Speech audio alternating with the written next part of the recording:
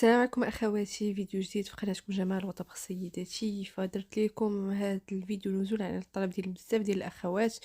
فكاين اخوات اللي كيتسائلوا وخلاو تعاليق كيسولوا على السبب ديال الوفاه ديال مديحه.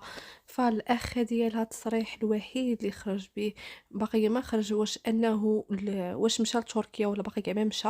فكاين السيده خلات لي ان محسنه حاولت انها تهضر معاه ولكن ما كيجاوبش، فغنعاود نخلي لكم النمرة ديالو هنا في هذا الفيديو، وغنقول لكم السبب ديال الوفاة اللي قال هو القلب. فكاين اخواتي قالوا واش مات مقتولة ولا شي حاجة، فلا.